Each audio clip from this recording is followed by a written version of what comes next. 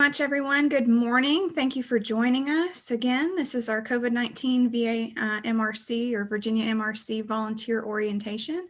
My name is Megan Doran and I'm your COVID-19 MRC coordinator. We also have some folks in the chat box this morning. Adrenia Tolliver is our training coordinator and Laura Cash is our administrative lead. And they're going to be working in the chat box. So if you have any questions, feel free to put those there.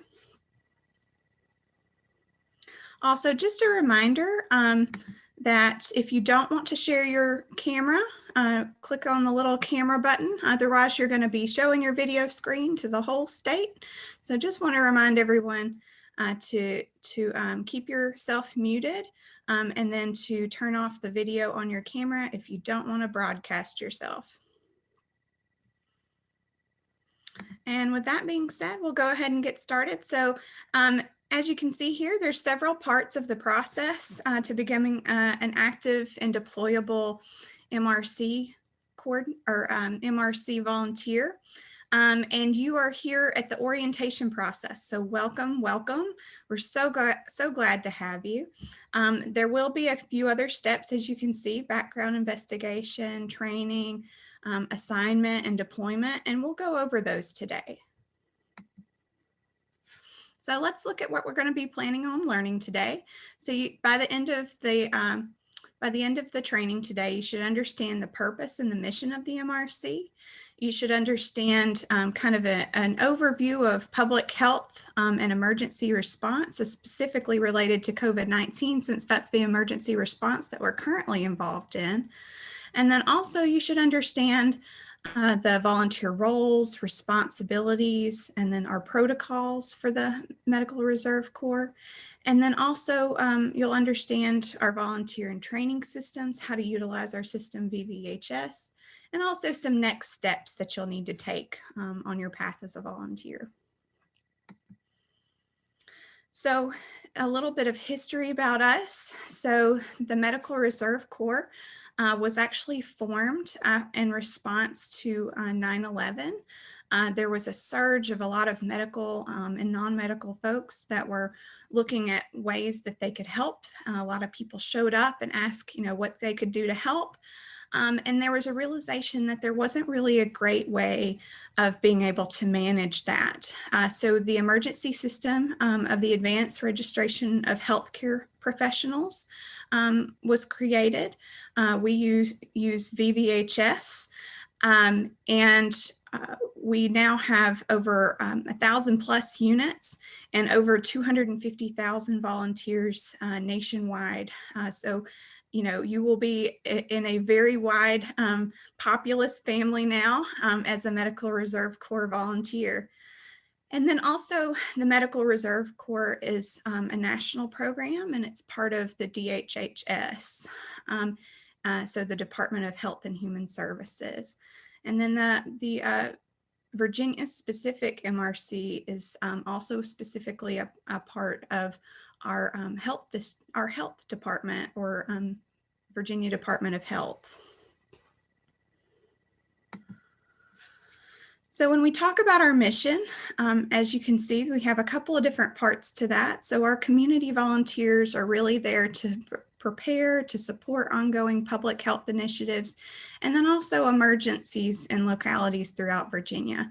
So even when we didn't have COVID-19, the Virginia MRC was very active in the community because we have been serving for just day-to-day public health activities as well, and we'll get into some of those soon.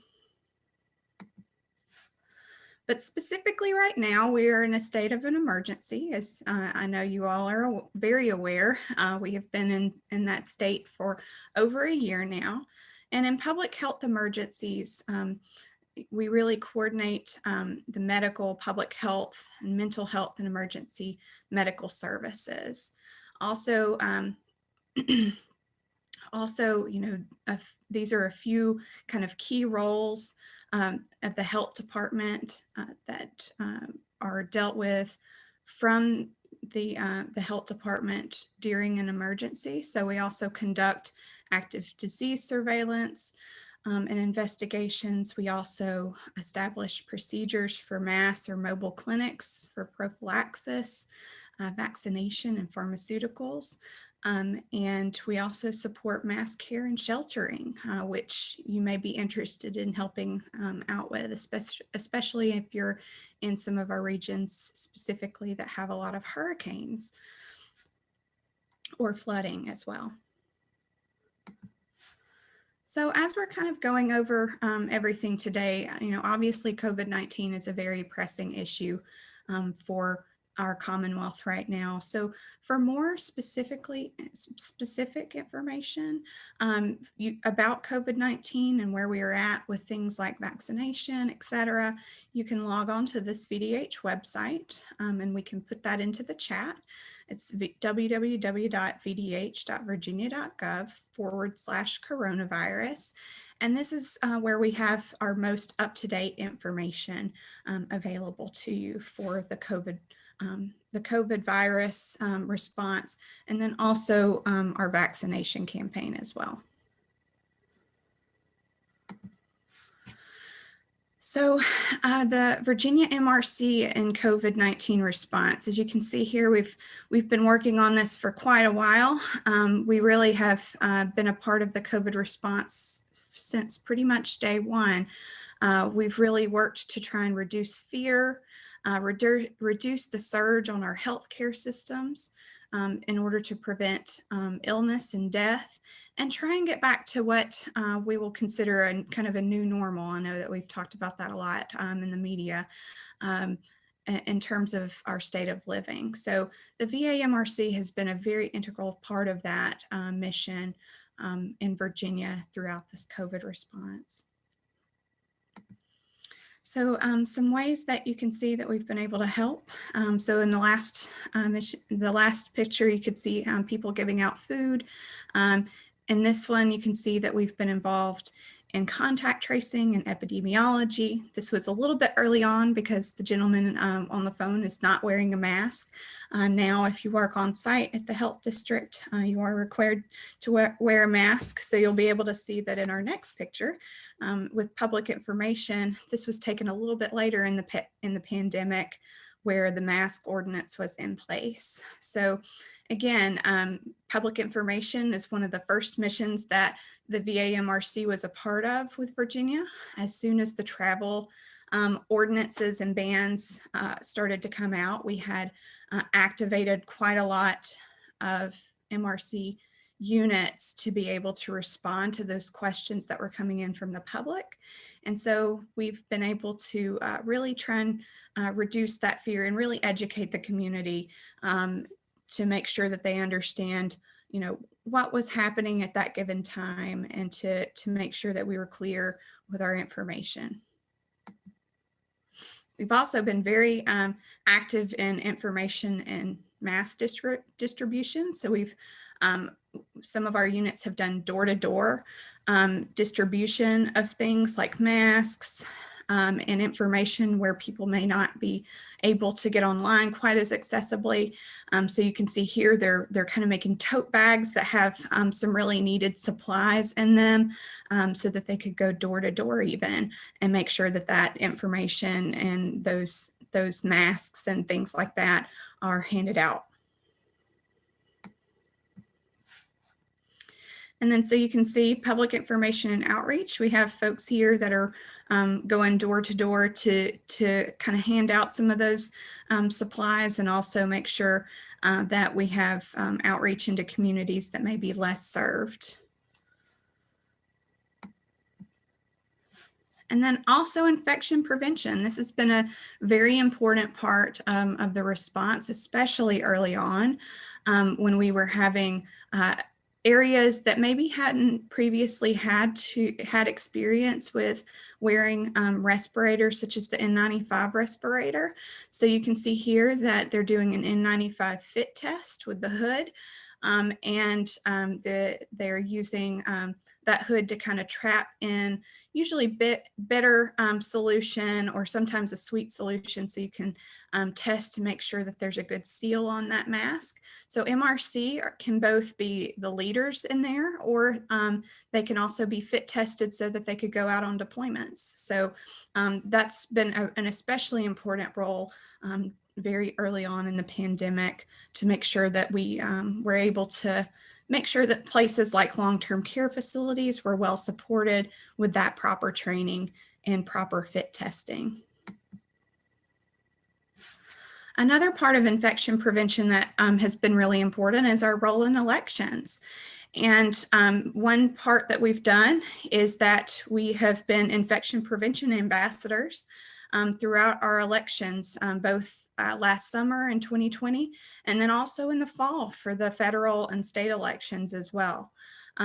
This does not necessarily have to be a medical person, so you can do this as a non-medical person, which can be an exciting way to kind of broaden your skill set. And I will say that we've already been contacted by some people about our upcoming elections in the summer. So this may be something that we do again. So I really encourage you to think about whether or not this may be a mission fit for you. For myself personally, I was out in the field, and I can tell you that it was a really interesting thing to see so many people with so many different diverse backgrounds really flock to this opportunity to kind of expand their skill set. And then, of course, as we all know, testing was a very, very big deal, especially early on and throughout the summer. It's still very important, although a lot of our efforts have kind of migrated over to the vaccination portion of the response. Community testing is still very important. And as you can see here, we were very much involved, and they're still involved in community testing as well. So testing, as you can see, took place in lots of different avenues and ways. We had drive-up testing, we had testing in specific hospitals and places with Centera and other hospital groups that we were there to support. And then also we were, putting up our own testing tents in correlation with the health districts as well. And then, as I mentioned, doing things like drive-up testing in order to really meet the needs of whatever community we were really outreaching to. We've also had some opportunities for virtual volunteers. So as you are all aware, during the response early on, given that we didn't have a vaccination at that time, and given that we were still learning about the nature of the virus, it was very important for many people to look to have their to be able to give back and to be able to support the missions of both the Virginia Medical Reserve Corps and other ways through virtual means, due to the fact that maybe they were working, or they're having to take care of kids at home, or maybe an elderly family member, etc. And they couldn't easily leave, or they also had concerns that they may be infected themselves. So, when we look at virtual volunteer opportunities, epidemiological investigations, case investigations, coordination of volunteers, and social media are all areas that we can really give back from a virtual way. And then, of course, vaccination. We've, as I mentioned before, shifted to mass vaccination for COVID, but we've really been working in vaccination for quite a long time. So even back in the fall, when there was a push for more flu immunizations and also catching up children for their childhood immunizations, VA-MRC was very much involved in those missions as well, and has consistently been involved in vaccination as the health department needs arise. So, this is beyond what we've done just for COVID, but it's a very important mission that we support as Medical Reserve Corps volunteers. So just to kind of let you know where we are with vaccination specific to COVID, you can certainly go to this website here. It's vaccinatevirginia.gov and sign up for vaccination if you fall into one of these categories. If you have an interest in helping out with vaccination, I would encourage you to come to our next training, which is going to be immediately following this one at 10:30, and that's going to be our mass vaccination training. And we'll talk more about these three categories and where you would fall into them as an MRC volunteer. And then also forward looking into phase 2, which is when every adult anyway, is available to get the vaccination. And we'll be talking a little bit more about that. So specifically though to these categories though, if you want more information, I would just encourage you to go to this link and feel free to sign up if it's available to you. So yes, the next thing that's really exciting, as I mentioned, is we're looking forward to phase 2, and that's going to be happening soon. The governor announced that April 18th is really when we are looking to migrate over as a state to phase 2. And so that means that everyone who's 16 and older who lives and works in Virginia will be eligible to get the COVID-19 vaccination at that time. And we will start having point of dispensing locations that are much more open, whereas at this time, they're still appointment based and based on your eligibility, as we mentioned with the phases earlier. But it will be exciting to be able to have everyone be able to participate now. So feel free to go ahead and look and see if your community has already gotten to that phase 2. Some of the parts of our state have even gone above and beyond this April 18th timeline, and they're already in that phase 2 portion right now. So it is very exciting that we've gotten to this point. It's taken a whole lot of effort, and we'll of course talk more about that in our next training, as I said, at 10:30. So you can see here, we have MRC volunteers that are getting the jab, so to speak, of their COVID-19 vaccination. You're not necessarily required to have that vaccination, but we do encourage those who are working on at pod sites to get vaccinated. And again, we'll talk more in detail about that later, but just know that if you're working on site at a vaccination point, that we do have vaccination for you. You just need to contact your local health district to understand how they are vaccinating. Some of them do have some requirements about whether they vaccinate, before you work or after, et cetera, based on security and safety needs for yourself. So you can see here, this is a really great picture. I believe this is Richmond, that one of the folks that VDH took, and you can see a lot of volunteers if you kind of squint your eyes a little bit in this picture. It's exciting to see so many people working so hard to get this vaccine out and making such an impact and such a difference, and we're so happy to have you all involved in that process. So there's lots of different ways that you can be involved. You can see here, this is a team that's working in logistics. So they're making sure that all the stuff needs to go where all the stuff needs to go and that it gets there properly.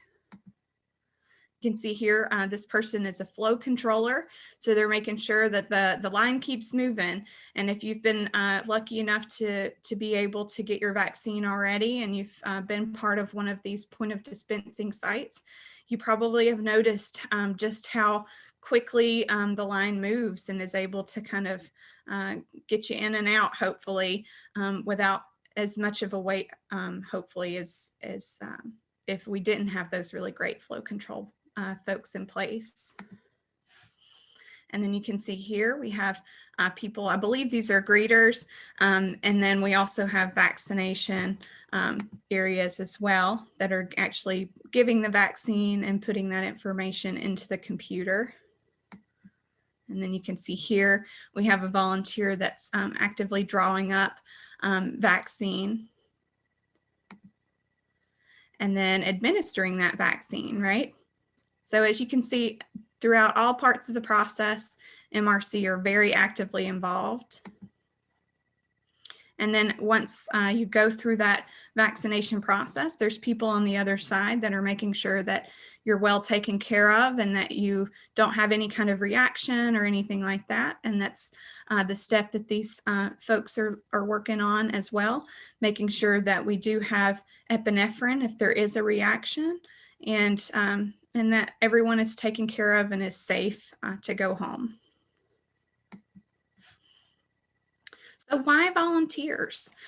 This is a really good question. So, you know, on a day-to-day basis, our normal public health care staff is somewhat limited. When we have a major event like this, a kind of hopefully once in a lifetime event, we have to be able to scale up very quickly and to be able to expand our capacity. And so volunteers are very helpful to be able to do that. They've been able to help us to fulfill both support and medical roles. And then our volunteers are dynamic. They have a lot of skills and are very able to take their real world experience. Many of our folks work in really interesting roles or do things in their normal day-to-day activity that really help expand our understanding of what can work and how we can fulfill that mission. And then also they're caring. People who volunteer are some of the best people on earth, in my opinion, personal opinion there. But we really have found that this volunteer community is such a wide family, and I'm so proud to be a part of it. Our healthcare professionals are one part of our big family. So as you can see here, healthcare professionals is pretty wide tent. So we of course have physicians, physician's assistants, nurse practitioners, registered nurses, LPNs, nurse aides, pharmacists, etc. We also have mental health professionals, which is a really important part. And then also we have dentists, dental hygienists, veterinarians, vet techs and assistants. All of these folks are considered healthcare professionals and have ways that they can help us when it comes to those healthcare concerns. And then general support, which is what I personally am when I'm out in the field, is that can be a variety of folks. And those can be teachers, clergy, social workers, interpreters, office and IT, telecommunications. One of the volunteers that I've worked with not too long ago, he actually worked for a museum and was so excited to be able to give back during the COVID response. And literally everyone has something that they can offer because we are a dynamic group who has a lot of that real world experience, and whatever you do in your day-to-day activity in life really can support our mission. And so as a group, we're able to achieve so much more. So just to let you know where we've been and where we're going, this slide is a little bit dated. As you can see, this is back in January. We had a total of nearly 25,000 approved volunteers, and we had about 15,000 deployable, nearly 16,000 at that point. And the difference between that means that they've gone through all of the steps and they're ready to go out into the field. So as you can see, that's where we were back in just January. And this is where we are today. How incredible is that?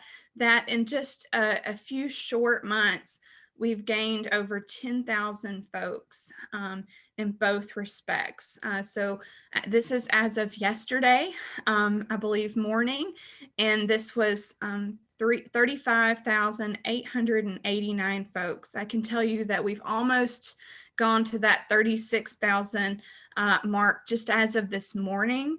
And as you can see, that includes both medical and support staff as well. And those are all our deployable people who have been able to attend this kind of orientation.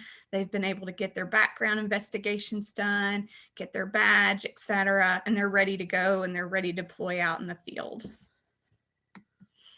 So as you can see here, this is our, some members of our VA MRC Volunteer TEAM, and this is at a vaccination event.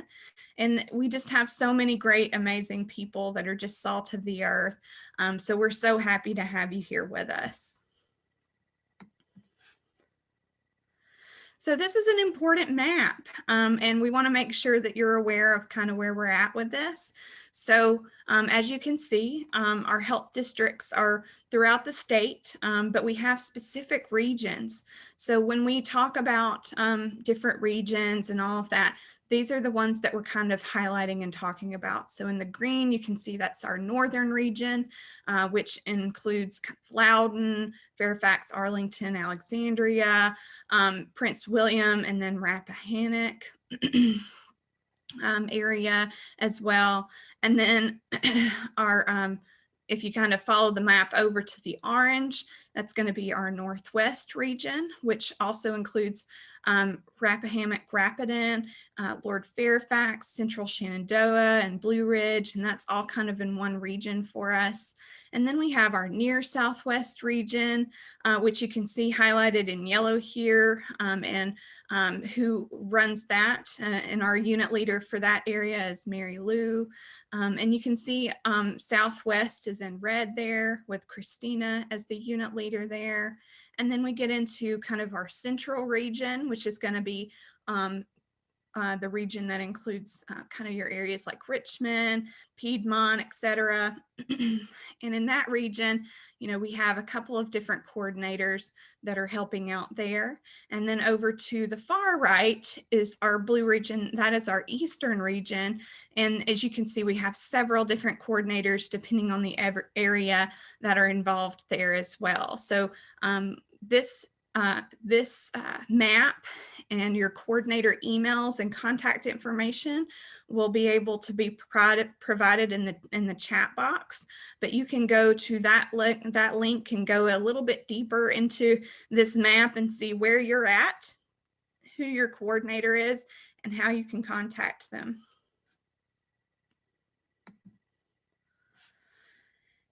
I do want to make a mention though that right now, as we've been expanding, we have about 80 or so people that are helping to support MRC. So whereas we had kind of one unit leader prior for all of our 22 units, now we have so many people that are involved in the Medical Reserve Corps in one way, shape, or form. So you may be talking to a variety of people when you reach out to your coordination, group at the health district. So you might be talking to the unit leader, as I mentioned before, which is kind of listed on that map, or you may be talking to an assistant MRC coordinator or an intern or public health coordinators, deployment coordination leaders, vaccination liaisons that are working out in the field, also VDH staff, and city and county employees rather. Even our VA, our Virginia National Guard is involved in some areas of the state with MRC.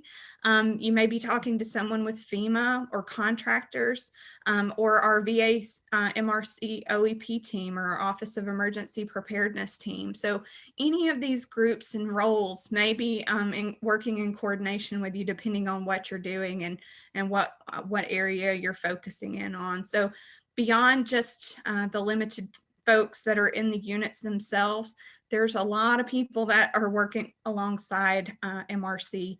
So, you may be in contact with them as well.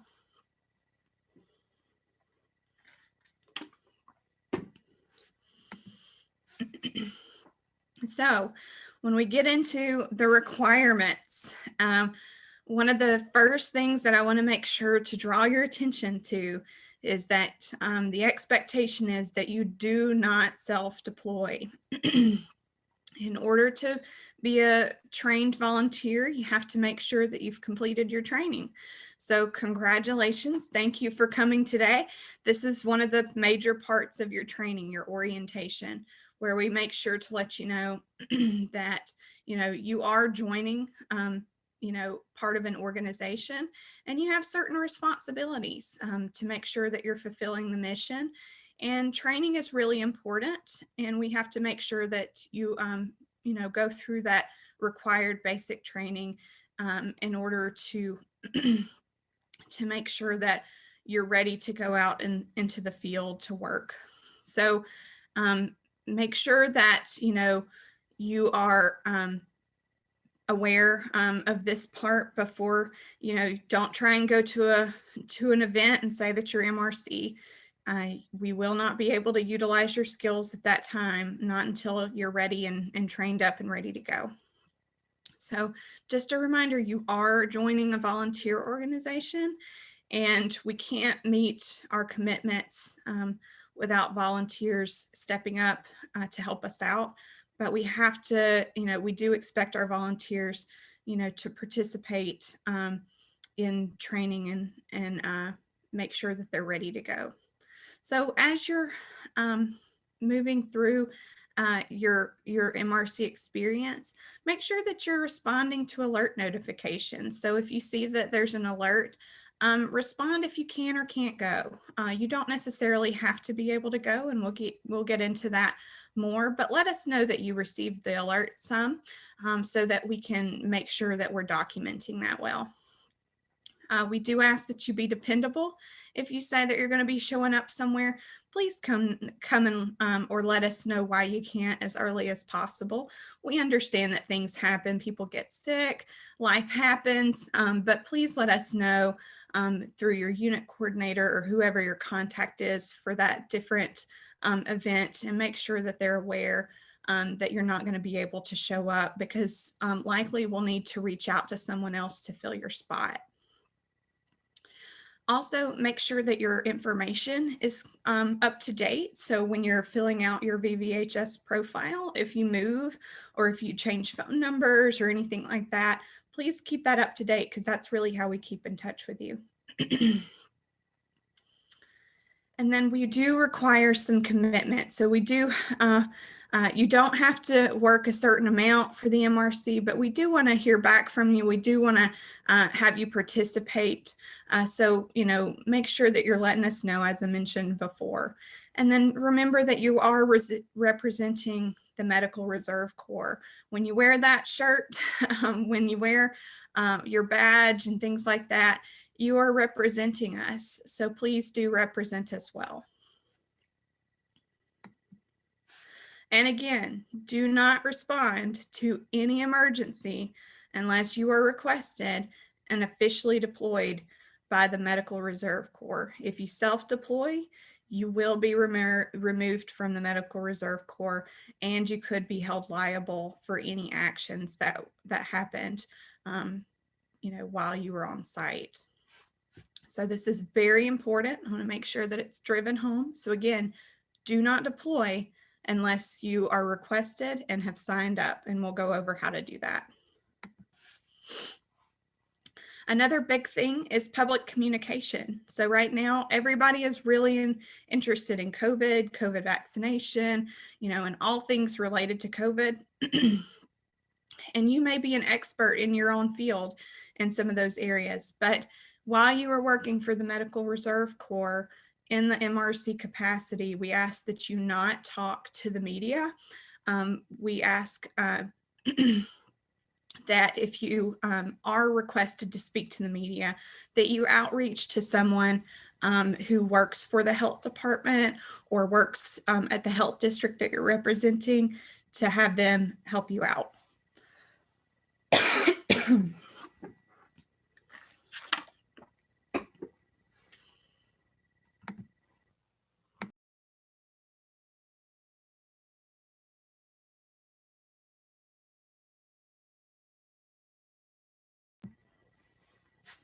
And whenever you're in doubt, just ask. Feel free to reach out to someone. Every time that you deploy, you should have a leadership person in charge of your group of folks. And if anyone asks you a question that you're not aware of, or if someone asks you for an interview or something like that, just go to that leadership and ask them, for more direction, and who to have the media person contact for that day. And also, when we talk about confidentiality is, of course, very important. We do, of course, adhere to HIPAA. So the closed pod sites, for example, are appointment only.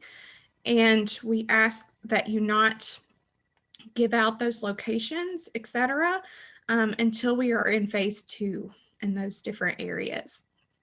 So that being said, if you invite family and friends to come to a pod that is not for the public at that time, we'll ask you to no longer be a part of the Medical Reserve Corps. Locations that are invite only and appointment only are not to be shared.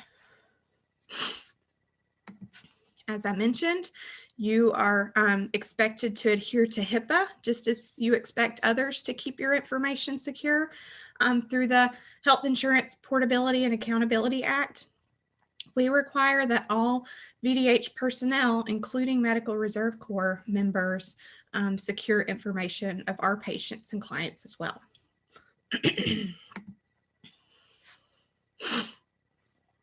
Also, we do have offer liability coverage while you're acting under the direction of VDH and within the course and scope of your assigned emergency and disaster responsibilities. MRC volunteers are eligible for the same liability protection as state employees. And that includes both Medical Reserve Corps and CERT volunteers as well. And excuse me for just a second, because I'm having some allergies issues today, so I'm going to get a quick sip of water. Hold on just one moment.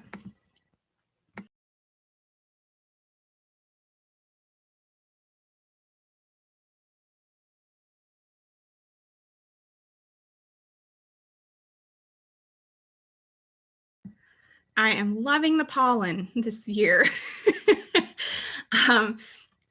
That being said, who has access to your own information?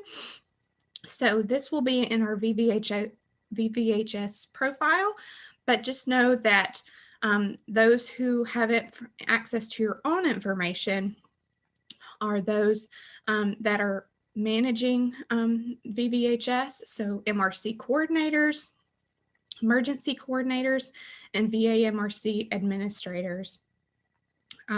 Only health department staff that are on a need-to-know basis are made aware of your information, and then when you register, you agree to allow us to share your information as necessary whenever you do deploy. So for example, if you're deploying out somewhere, we can share, for example, that you've been able to pass your background investigation, etc.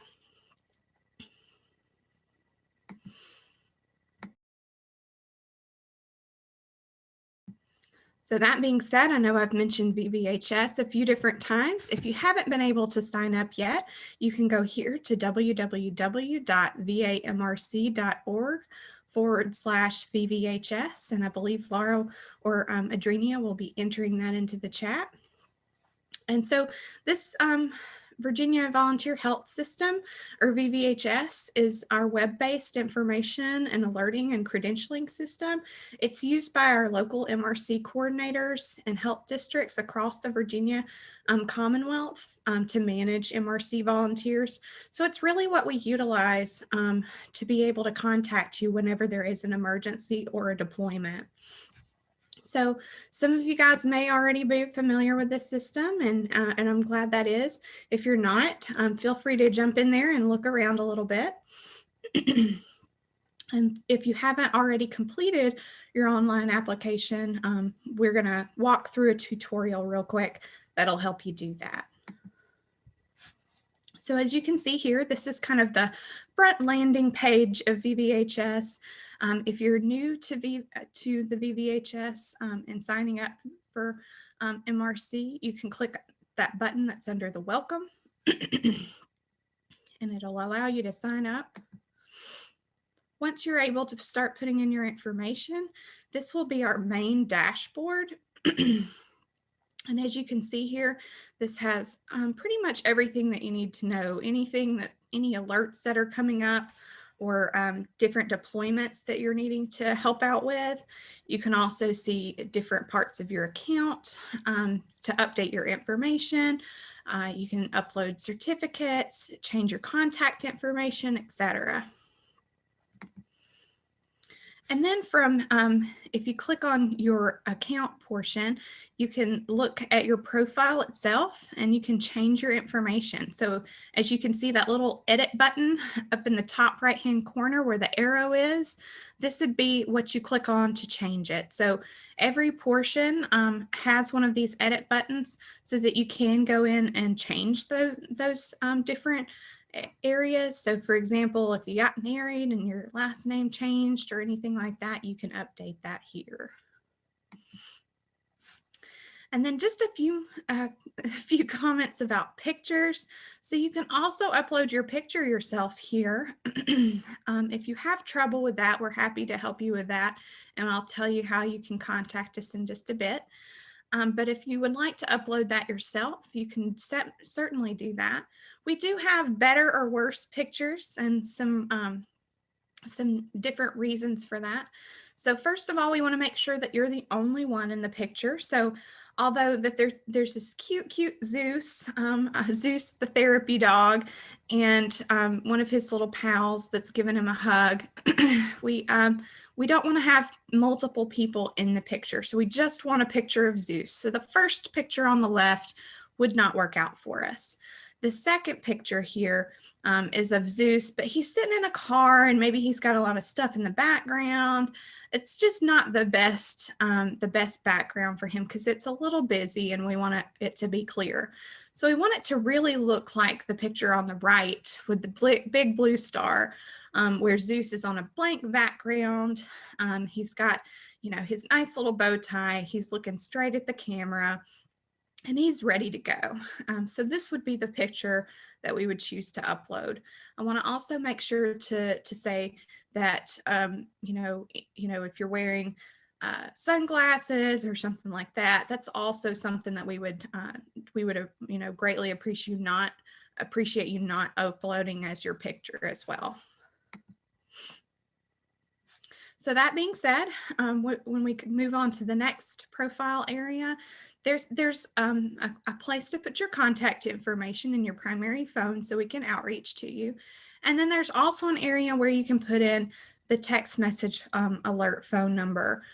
So if you would like to have text messages sent to your phone, as well as email, etc., you can put that information in here. So in order to receive those text messages, you would just enter in your phone number here, and you can either receive phone messages. So for example, if you can't read a text message easily on your phone and you'd rather it be read out on a phone call, you can do that. Or you can also do text message where you just receive a text, or you can pick both.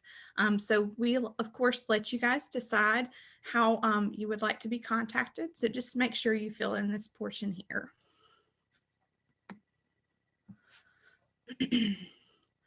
So also another part that's very important, especially to receiving your background investigation, is making sure that you have your credentials and your government ID uploaded.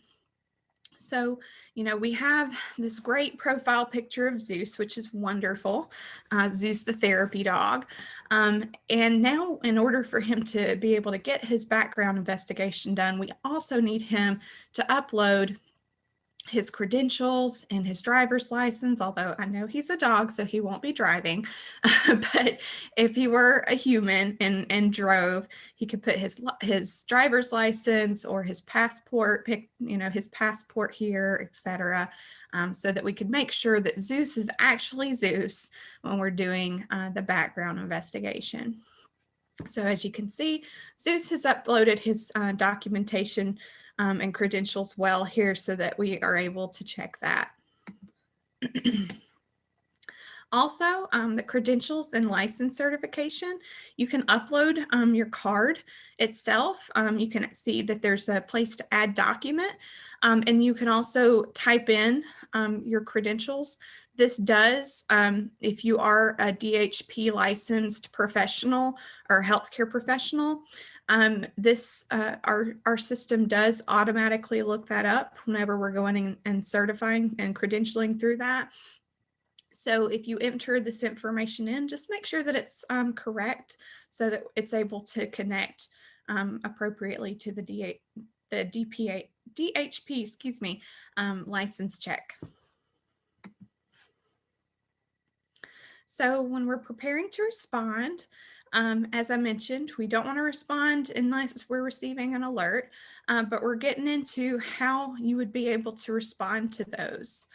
So as you can see here, there's people planning things out and trying to make sure everything's set up correctly for probably a pod site or sometimes a different event that may be taking place. So if you are wanting to become a vaccination, if you're wanting to be part of the vaccination event, as I mentioned earlier, you can attend our mass vaccination overview. That's going to be taking place again at 10:30 this morning, and we will be getting started there.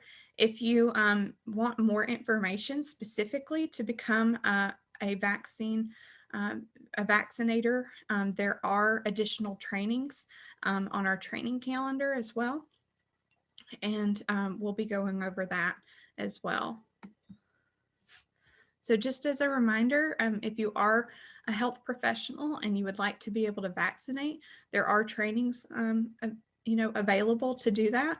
If depending on if you are someone who gives vaccinations very frequently, this is the few courses that you have to take. They're roughly about an hour total for all of these different courses. And if you're someone who's been out of the workforce for a while, or maybe doesn't give vaccinations to humans as often, or say you're working with pets or things like that, but you're still considered to be a medical professional, we do ask that you take some additional trainings. And then of course you're supposed to do an in-person skills assessment where you're checked off by one of our public health nurses or another skills evaluator that's been approved to be a skills evaluator and to be able to train on site to make sure that you're able to safely give vaccinations to individuals.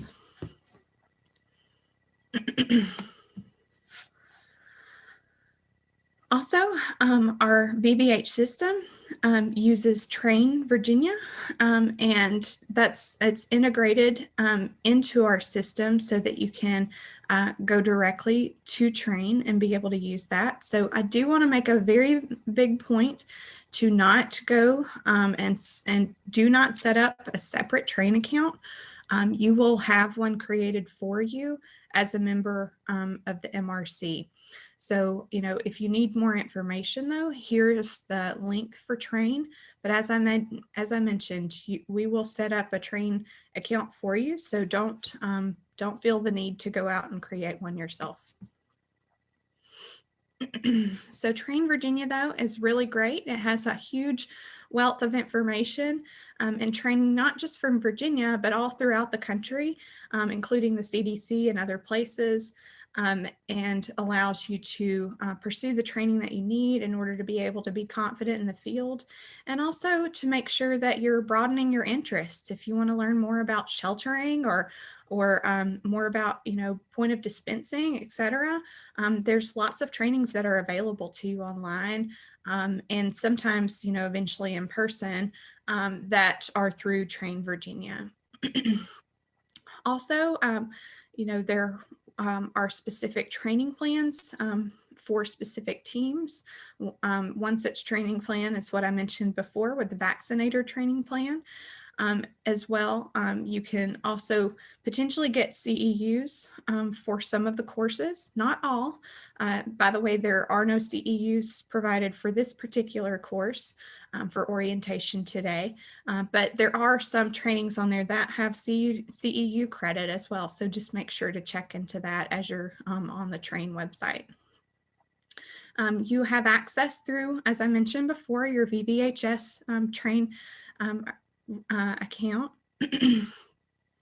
And you do have access to your training records. So we keep we compile what training you've been able to complete and accomplish, so that if you need that at a later time for your job or something else, you can go back and collect those records. Again, make sure that when you're going to train, that you're going via your VBHS account, and do not create a new train account, because it will be a duplicate and then we'll have to go back and fix that for you. So once your volunteer application is approved, in about 24 hours or so, you should have a train account created for you from that VBHS account. Don't create another account. If you have any trouble with train, you can contact the administrator here. It's va_admin@train.org.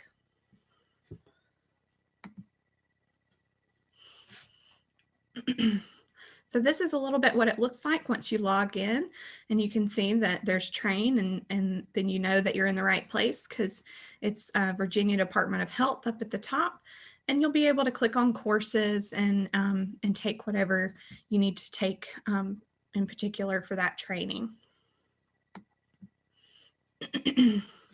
From the VBHS side, you can see here that you're able to pull out your training reports, so you can see what all training you've done in the past year, or select out what particular training that you'd like to capture. And then it creates a report that you're able to download and then deliver to, like I said, your job or something else if you're working for another volunteer organization, etc. And you don't want to have to take the same training multiple times. You can get that here. So how are you activated? How do you become a volunteer? So with activation, we receive your request as a volunteer, and volunteers are then contacted through our VBHS alerting system. And in order for you to be activated, the unit has to be requested through the department or an official emergency operations center. So for example, whenever there is going to be an activation of an MRC unit, there will be a request made at the local health district level or at the state level, etc. And then once that request is made and approved, the coordinator, your MRC coordinator, will send out an activation alert to the appropriate volunteers. So if they're needing nurses, or they're needing doctors, or let's say that we're needing general support volunteers, they will let you know what kind of volunteer there is, and they'll only be sending it to that group. So for example, if you're not a nurse, you won't be receiving alerts for just nurses.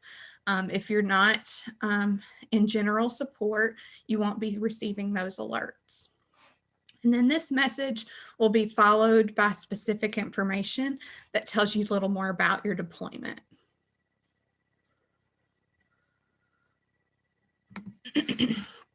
So we have several different classifications for different alerts. As you can see here, we have communication alerts. This would be an example of the newsletter that Jennifer Freeland, our state coordinator, would send out. Also an awareness that could be made, for example, we've done awareness to make sure that everybody knows that, there's a hurricane coming and things of that nature. Also readiness, those types of alerts are kind of when we're in the planning stages and we want to see if you're available, if we have a deployment available. And so you would answer yes or no based on your, availability. And then for activation, that's when we're actually sending out an alert and asking for you to be there. And that alert would explain, detailed information for where to show up, who to report to, etc. And then also emergency. This is similar to activation, but of course in an emergency. So especially if we're needing people quickly, sometimes we'll send out an alert emergency. And then deactivation. So if for some reason we stop an event, or it gets canceled or what have you, sometimes we'll send out a deactivation notice, and that just means to stand down or not to respond to that particular event. So when we're responding to email alerts, you can see here that this one is being sent to Jennifer, our state coordinator. You would click here on that blue line where it says, please click here to confirm receipt and select your availability. So you would click that area, and that would send you to a page that likely looks like this. So it would tell a little bit more information about the actual event and all of the alerts that are going to be being sent to you. They contain a paragraph at the bottom that tells you not to delete the alert without responding. And so when you click here, you can click whether or not you're available with either the blue or the red box that's at the bottom. And if you are available, you can then often click on what time and which availability you're going to be available for. And so if you may have some event choices as well, as I mentioned. So you would just click here to decide if you're going to want to be able to come on the 27th or the 28th, for example. So say you're available for one or not the other, you just check the one that you're available for and then click into that I'm available button. If you're not available for either, just click I'm not available, and that's completely fine. That just kind of allows us to know who is going to be joining up or not. So email tips, we do suggest that you have a couple of things that you add into your email, making sure that you save the no reply at vamrc.org to your contacts, because that's going to be your VVH alerts that will notify you. And so if you mark that as spam or something like that, it may not come to your folder correctly, and so you may not receive those alerts. So please just make sure that you add that and that you don't mark it as junk mail or spam. Also, for phone and text messages, this is really important. So the phone number that you're going to have that's going to be sending you all those lovely text messages and phone calls is going to be from the 804-864-7200. And so I'm pretty sure that Laura or Adrenia is putting that into the chat. We do ask that you save that to your contacts. So, go ahead and, if you have your phone with you, go ahead and save that number now or after this call is over, and make sure that that's in your contacts so that you know when you're receiving an alert. You can also go to VVHS itself and check for alerts there. So you can click on the alerts the same way and just mark your availability from the actual alert itself. So if you're available, we ask that you're qualified, that you're personally, physically, and emotionally ready to go, and that you can make the commitment. So there can obviously be times where it's maybe just not the best time to deploy out. If there's things going on in your life, or maybe you don't feel comfortable doing a specific kind of work, and that's okay. Just make sure that you feel that you are ready and available to be able to go. And, as I mentioned, there's times where it's not the right time for the request. We ask that you do understand the nature of the request, and that you practice those best standards within your training and expertise. So, if they're asking for nurses, but you haven't clinically practiced in nursing, it may not be the best deployment for you. And volunteer risks. So we want to talk about volunteer risks, especially in the time of COVID, right? So we do ask for you to kind of assess your own level of risk. So if you are high risk and you're concerned about working in a COVID environment, etc., please don't deploy. We ask that you wait until, you know, either this time is over or when you do feel comfortable again. So it may be after you've received your vaccination, etc. So we ask that you you volunteer when you feel comfortable to do so. Also, we require the wearing of PPE, of course, when working in specific areas of need. So if you were working in testing, we would require a level of PPE for that. Vaccination has a different level of PPE as well. So, and then you can also choose to serve in some of those lower risk positions as well. We talked a little bit before about virtual opportunities. So, you know, those are completely fine to work in. And frankly, it's okay to say no. You know you the best. So if you have any reservations about deploying, then just select unavailable, because we want you to be able to be a part of the MRC, but we don't want you to do things that you're that you're not capable to do, and we also don't want you to do things that make you uncomfortable. So, you know, during this time, there may be other things that you can do for more of a virtual opportunity, etc. As a volunteer, it is up to you to decide if you're able to participate in an activation, and you may need to consider things like childcare arrangements, transportation, work duties, and physical health when a volunteer request is made. If you're able to commit to the assignment, that's great, and we hope that you'll accept. And we really do appreciate that. You know, there may be times though that you're not able to go, and that's completely fine too. For pretty much all assignments, there's going to be some just-in-time training that's going to be provided when you come on site. We do ask that you represent the MRC at all times. You wear your ID badge, you wear your MRC shirt, etc., and that you follow the directions and the instructions that are provided to you, and make sure to sign in and out to document your hours. We do keep up with those things, so please do sign up or sign in and sign out when prompted to. Also, if you have questions about the job that you're going to be doing for the day, we do have job action sheets, and as I mentioned, just-in-time training. So we ask that you just pay attention to those as well. And then if you are working in an area that requires PPE, make sure that you're wearing the appropriate PPE, that it's fit tested appropriately, and that if you have any questions, that you talk to your supervisor that day about your PPE.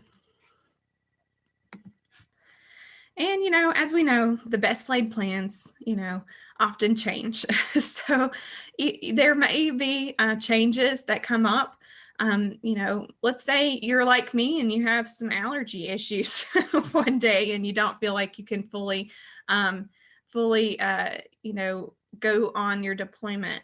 So you may need to change things. You may need to let someone know if you're not able to go. Try and let them know as soon as possible. Change is constant. Sometimes when we arrive to different things, there's kind of a hurry up and wait situation. We ask that you be flexible and understanding of the situation. Emergencies, sometimes they're emergencies one moment and then they're not the next. So it is very rewarding work. It can be stressful and it can be tiring. So we ask you that you keep that in mind when you're agreeing to sign up to as well, though. The benefits of saying yes. So this lovely group of ladies I got the pleasure to work with up in the Fairfax area. So as you can see, they had worked a really long, arduous day early in January. at a vaccination site. And by the end of the day, they were all a bunch of friends. So we can, some of the really great benefits are the sense of community that you develop, you know, and just the amazing camaraderie that being in the Medical Reserve Corps can really develop. And so lifelong friendships and knowing that you've made a difference can really go a long way. Just a couple of reminders though, just a reminder that you do represent both the Virginia Department of Health and MRC while you're being deployed. You will be activated when you need, and at that time is when you need to respond to alerts. And then only talk to the media if it's coordinated with your MRC coordinator or your public information officer. So again, don't talk to the media unless it's okay with your coordinator. And then you will have a train account created for you, so you won't need to make one for yourself.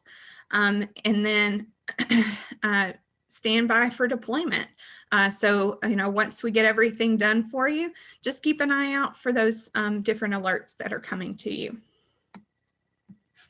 So what's next? The next steps are we will be approving applications. As we talked about before, making sure that you have all the photos needed in your profile for your background investigation, and then you'll be given a badge and a shirt. If you will be doing certain things such as vaccinating, there will be some online training, and then of course that mobilization and demobilization once you're done. So now we'll go ahead and do our quick roll call, and then I'll try and answer a couple of questions. We have a couple of minutes left. But before we do that, I do want to say thank you so much. You can go to this link, the vdh.virginia.gov/MRC/roll call / and that will be being put in the chat.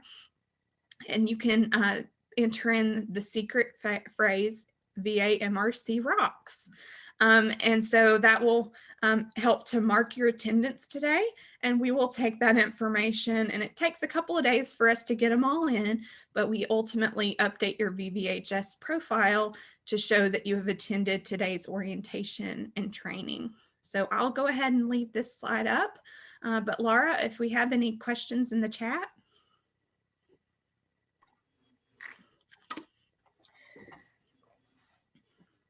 Hey, Megan, we had some great conversations in the chat today. A lot of people have questions about how do they know when they've been approved, when their application has been approved and their background investigation is being processed. So once your application has been approved, you should receive an automated email from our system that says your application has been approved. Because you have hit an approved status does not mean that you are deployable.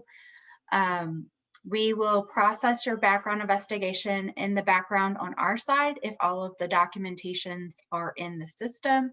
The documentations that we need is your profile photo and the copy of your photo ID, whether or not that's a passport or a driver's license.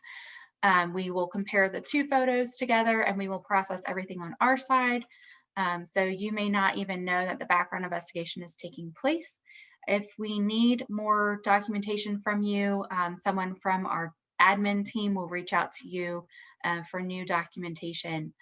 And then generally the next step, once you complete this training and it's been logged in the system, which can take up to about 72 hours, we will have your past results and your training logged, and then we will place you in a deployable status. Once you hit a deployable status, you should start receiving alerts. So once you start receiving those requests to support deployment events, that basically means that you are now deployable. If you have, when you created your application, you created a username and password. We have put in the chat and we'll put it in there again. There is a place when you go to VVHS .vamrc.org where you completed your application. There is a forgot username and password link. So you can click on that and that will give you your VVHS information. And then the other question was, is your train account that we create for you, is it going to have the same login information? And it does not. So when your application is placed in an approved status, it takes 24 hours before your train account is activated, and that is notated in that email. And then there is a link in there that will help you understand how to log into your train account for the first time and to get that information. So yes, do not create another train account. It will be created for you, and we will provide how to log in with that information once it is ready for you to log in. And somebody asked, since we're talking about train, if you can change your train username. That train username will be created for you from VVHS. So again, just hold off with train until you have that information in your VVHS profile. I did see another question related to how long of notice you'll be given. We like to give as much notice as possible before the event that you'll be attending when you're receiving alerts. We kind of, as a general rule, ask for our coordinators to give 4 or 5 days. Sometimes that's just not able to be the case. For example, if there is a tornado or something that we're needing to have more cleanup, after a spur of the moment kind of situation, we may not be able to, but again, it's up to you to decide if you're available to go. So, as a general rule, I would say, we give several days, but if it's an emergency situation, it may be shorter than that. So just kind of being aware of what your schedule looks like. And to also understand that, if you aren't able to go, that's completely fine. And we completely understand and respect that as well. We had 2 more questions I wanted to address quickly. The mass vaccination training that is next, starting at 10:30. You will want to go to the roll call link first, mark that you've attended the new orientation, and the secret phrase is VAMRC rocks. It's in the chat. You will use the same link that you use to log in here to get into the mass vaccination training. This training is not required, but it's highly recommended. It's just a great overview of what mass vaccinations look like and the type of roles you might see at there. And it is not medical or non-medical specific. So anyone and everyone can attend. So just use that same link and we will be letting people in at 10:30. And then the other question is about your train account again. Once you receive that email saying that your application has been approved and you can log into your train account 24 hours after we've approved your account, if you log into your VVHS account and go to My Account on the top right-hand corner, you'll see all the tabs of your application when you submit it, and you should have a training tab. On that training tab, it will provide you with that username. So if you ever forget, you can always go back to the training tab in your profile and you can see that information. Yeah, and there was also, I believe, let's see, a question about when people would be getting their shirts and badges. I would contact your coordinator about that. Sometimes we have events where we hand them out. We also try and align those events for when we're already doing things where people are going to be out in the field already. So just contact your local coordinator for that. There's also a question about, whether or not you can move around in Virginia. We do ask that from unit to unit when I say move around. We do ask that you kind of choose a unit. If you do move, let's say you moved from the northern region to the central region or something like that, you can transfer units, but those transfers have to be worked out through your coordinators to make sure that everything's in line and we have everything that we need at the next unit that you're going to be serving at. So they have to be approved by those coordinators. You can't really change from unit to unit, deployment to deployment. But there are some, sometimes availabilities, throughout a region specifically. So there may be times where we ask for people in Loudoun to go to Prince William or vice versa or what have you. So those are kind of the cases where those are more regional kind of deployments. But as a general rule, we do ask that you kind of sign up for one particular unit that you feel that you'll be serving at the most. Usually we ask too that it's somewhere close by to where you live or where you work, so that you're able to respond easier. So for example, in an emergency, the roads might be down, or there may be more issues for travel. And that's why we like for you to be kind of in a close area to either where you work or where you live, so that you could respond out in case of any kind of situations like that.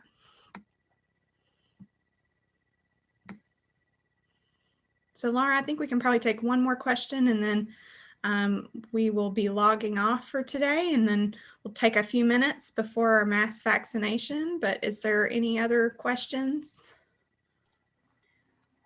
So this training that we have provided is a MRC supported training, and it's one that we conduct ourselves. So we use the roll call link, which is provided here on the screen and in the link. That is the way for us to log your training for today and your attendance. It will only reflect in your VVHS account because it is something that the MRC has hosted.